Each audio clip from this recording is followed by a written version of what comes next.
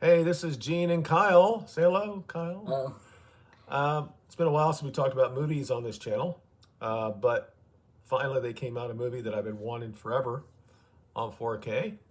Unfortunately, some of the reviews on it aren't as great as I would hope they would have been, but when you have Disney backing this, you have to realize that they're not as good as some of the other studios when they release the 4Ks.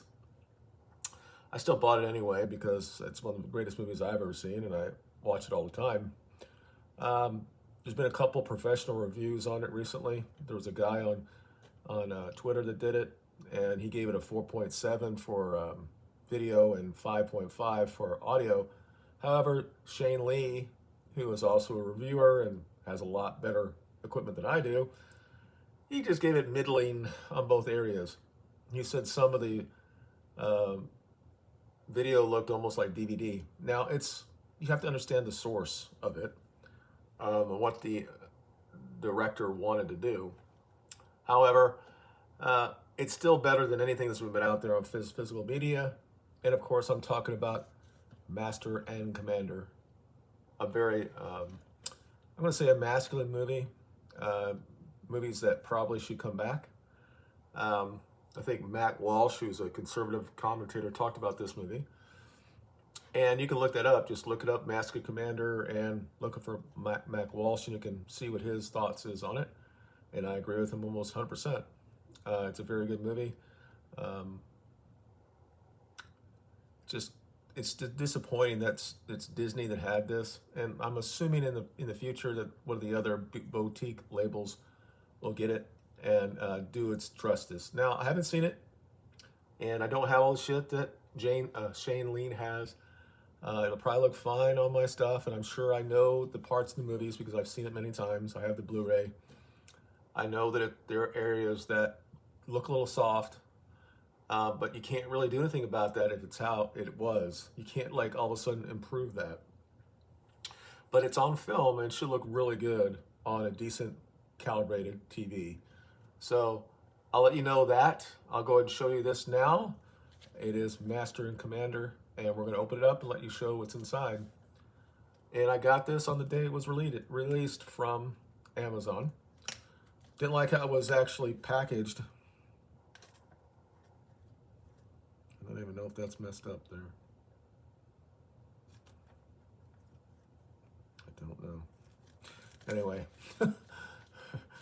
the way it was packaged, it was not really, it was not protected at all. So here's the J card, like that.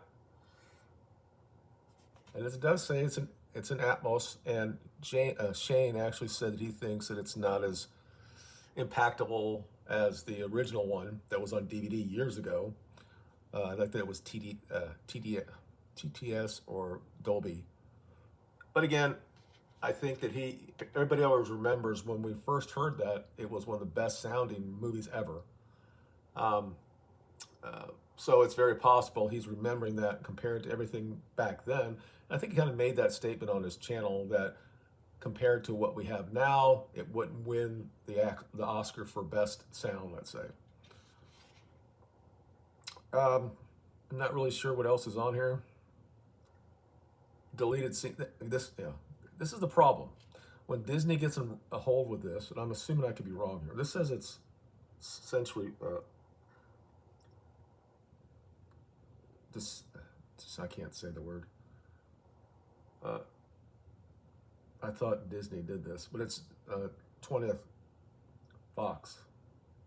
But I think it's actually Disney that's doing this. But it's Marymount's. I don't see Disney anywhere before I get up on their ass. I could be wrong. But anyway, it's bare boned. So I'm hoping in the future that Arrow or Imprint or Vanguard or whatever, one of those blue Shout could actually do a real release on this. But I had to get it. It's never been on 4K before, and I kind of liked how it looked. The Steelbook looked like. Now there's nothing raised here. It's just it's night. That's the you know what that is. And here's the spine. You can see that. Okay, I don't see anything damaged on it. I think that that's part of what it's supposed to be. All right, let's open it up. Two discs,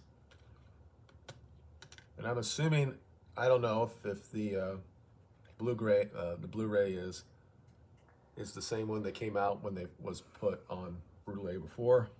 I don't know. It doesn't look the same to me, but it looks exactly like the 4K as far as the outside of it. So let me break everything to open this up. There is artwork on the inside. Oh my gosh. This is not good. They're making it very difficult for me to take it out. That's not good.